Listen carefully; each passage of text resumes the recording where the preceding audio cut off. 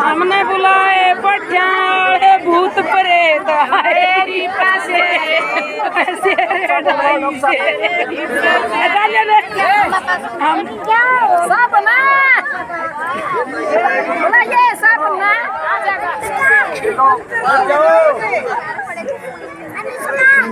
दूसरी जोड़ी आ जाओ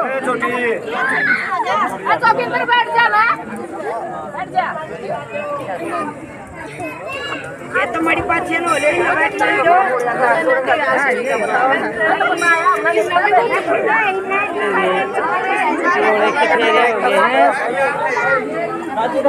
भगवान शंकर और पार्वती के जब विवाह हुआ सारे काम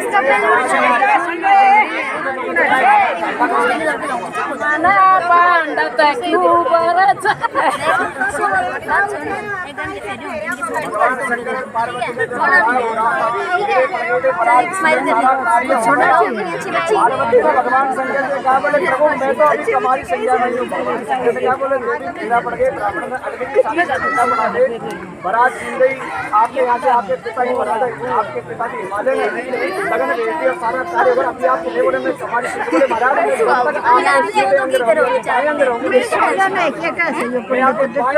चुप हो जाओ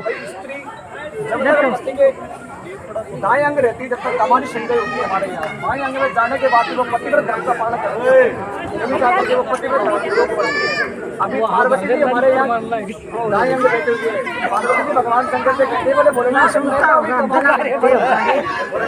बोले तेरी सारा कार्य अगर आप कह रहे हो बोले हमारी संज्ञा में ऐसा बोले महाराज में पुरुष वर्ग सुनो भगवान शंकर के गले में सर्प था सर्प और इधर भगवान विष्णु बैठे हुए थे उनके गले उनका बाण गरुड़ आपस में दोनों विवाद हो गया तो जब भगवान शंकर के गले से सर्प में जब इशार मारी गरुड़ की तरफ तो गरुड़ जी ने कहा बोले स्थानम प्रधानम न बलम प्रधानम बोले आज सर्प तो भगवान शंकर के गले में है भाई स्थान की पूजा है आज यहाँ पर हमारे यहाँ आज ये राजा हिमालय है और राजा हिमालय की पत्नी ये घोड़े राम की नहीं है आज ये पार्वती के पिता है आज ये पार्वती के पिता है स्थानम प्रधानम न बलम प्रधानम तो ये अपने बेटी पार्वती से कह रहे बोले बेटी ऐसा नहीं सारा कार्य हो गया लोग आ गए बारात जी अब इसके योग्य बढ़ो आप पतिव्रत धर्म के योग्य बढ़ो तो पार्वती जी अपने पिता से कह रही बोले पिताजी मैं बाएं अंग तक चले जाऊंगी लेकिन मुझे 7 वचन दिलवाओ पहले क्योंकि मुझे पुरुष वर्ग पर विश्वास नहीं है तो पार्वती जी भगवान शंकर से पहला वचन मांग रही है बोले क्या मांग रही है बोले तीर्थो व्रतो दापन यज्ञ दानम बोले भोलेनाथ आज के बाद भी कोई भी तीर्थ व्रत यज्ञ दान तप अगर ऐसा कोई कार्य आप करो तो मुझे साथ लेकर के बैठो तो मैं आपके बाएं अंग आना स्वीकार करती हूँ। तो आज हमारे ये प्रधान यजमान इनकी पत्नी को साथ लेकर के चतुर्दिवस कार्य में साथ लेकर के बैठे गणपति के साथ डॉक्टर साहब बैठे पत्नी को लेकर इसलिए पत्नी को साथ लेकर के बैठना पड़ता है। अग्नि के साक्षी में पत्नी ने पहला वचन पति से यही मांगा कि तीर्थ व्रतो दापन यज्ञ दानम बोले महाराज आज के बाद कोई तीर्थ व्रत यज्ञ और दान अगर आप कोई करते हो तो मुझे साथ लेकर के बैठना मैं आपके बाएं अंगाना स्वीकार करते। तो भोलेनाथ ने कहा बोले देवी ये वचन हम आपको देते हैं।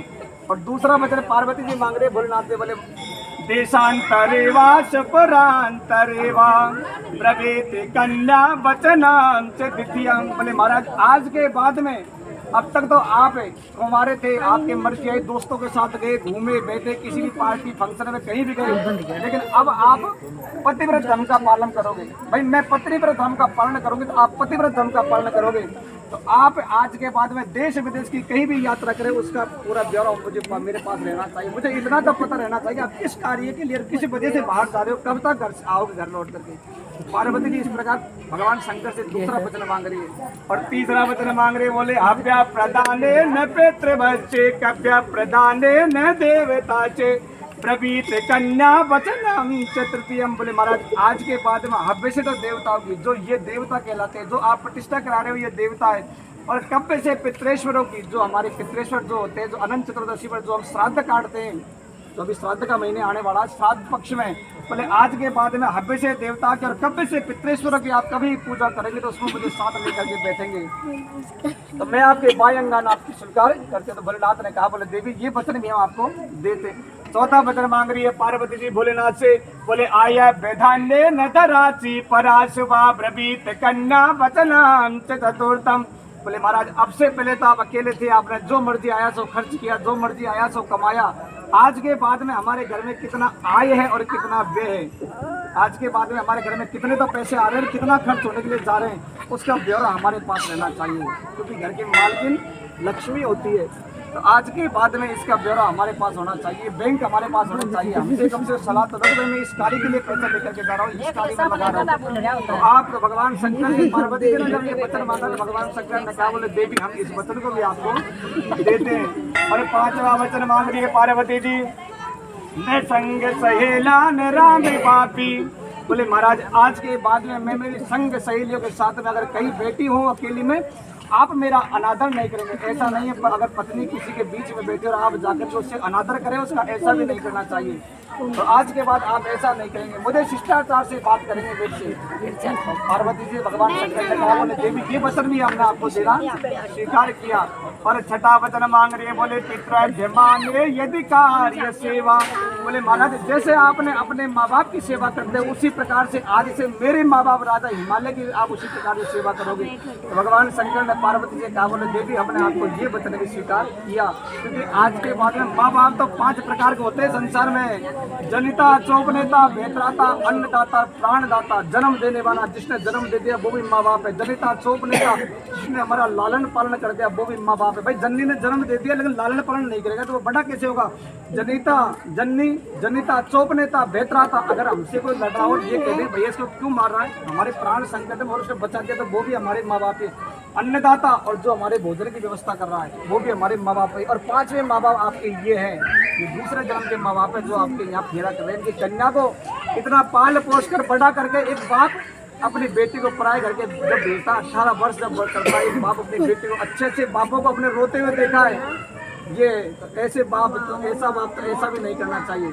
और 7वां वचन मांग रही है पार्वती जी, न संग सहेला न राम बापी, न कूप तड़ागा न प्रसन्न देवा। बोले महाराज आज के बाद में आप घर में कोई भी कार्य करें वो मेरी साथ सलाह से करें तो मैं आपके भाई अंगाना स्वीकार। लेकिन भोलेनाथ नाराज हो गए। भोलेनाथ ने कहा, बोले देवी आपने 7 वचन मांगे, कम से कम 7 में से 3.5 तो हमको 2 आधे। तो बोले महाराज मैं तो स्त्री धर्म है मेरा, तो मैं इतने वचन कहाँ से दे सकते, इतने यज्ञ का पालन भी नहीं कर सकते हूँ। तो पार्वती से भगवान शंकर ने एक वचन मांगा है, 2 उद्याने मद्यपाने। बोले महाराज आज के बाद में स्त्री उद्यान और मद्यपान में, विवाह होने के बाद में स्त्री को कभी उद्यान के अंदर नहीं जाना चाहिए अकेले में। उद्यान और मद्यपान गलत स्त्री के साथ भी नहीं बैठना चाहिए। न पितृगृह गमनम, और बेटी जब पराई हो जाती है तो अपने बाप के यहाँ लिवाई हुई जाए और भेजी हुई जाए, ऐसा नहीं पति पत्नी में लड़ाई होगी अपने घर वालों के यहाँ चल रही है, ऐसा भी नहीं होना चाहिए। न पितृगृह गमनम न देशांतरे प्रांतरे। और आज के बाद में बिना मेरी आज्ञा के कहीं देश विदेश की कोई यात्रा नहीं करोगे। न संग सहेला न राम बापी न प्रेम पूर्वकम, आज के बाद केवल मुझसे ही प्रेम करोगे। तो ऐसा बताया जाता है कि हमारे यहाँ स्त्री का कोई श्रृंगार आभूषण सोना चांदी कपड़े ऐसा नहीं है, स्त्री का श्रृंगार ही उसकी मर्यादा है। हमारे यहाँ उसका श्रृंगार ही उसकी मर्यादा बताया है। ये तो प्राकृतिक सौंदर्य है, हीरा गवारा सोना कपड़ा ये ऐसा पहनना, स्त्री का मर्यादा ही उसका सबसे बड़ा श्रृंगार है। भगवान शंकर और पार्वती ने जब ये वचन आपस में लिए तो बोले इनसे कहा, बोले देवी इसकी साक्षी कौन होगा। भाई अगर हमें कभी बीच में लड़ाई होगी तो वचन में बदल गए तो इसकी साक्षी कौन करेगा। बोले महाराज ये अग्नि इसकी साक्षी रहेगी। इनने कहा, बोले नहीं, अग्नि ने मना कर दिया। बोले महाराज मेरे अंदर तो घी रहेगा, मैं जब तक ये प्रज्वलित रहूंगी उसके बाद मैं भी ठंडी हो जाऊंगी। बोले महाराज ब्राह्मण, बोले ब्राह्मण भी दक्षिणा लेने के बाद में यहाँ से चला जाएगा। बोले महाराज इसकी साक्षी कौन करेगा। मम चित ध्रुव दर्शनम, इस संसार में ध्रुव जी महाराज ने अटल 72,000 वर्ष 36,000 वर्ष तक राज। इधर देखोगे ध्रुव जी महाराज की तरफ। मम चित ध्रुव दर्शनम ओम नमो अनंताय सहस्र मूर्ते सहस्र पाधार के सहस्र बाहुवे सहस्र नाम ले पुरुषाय शाश्वते सहस्र कोटि जब धारणे नमः। पुनः खड़े हो जाओगे।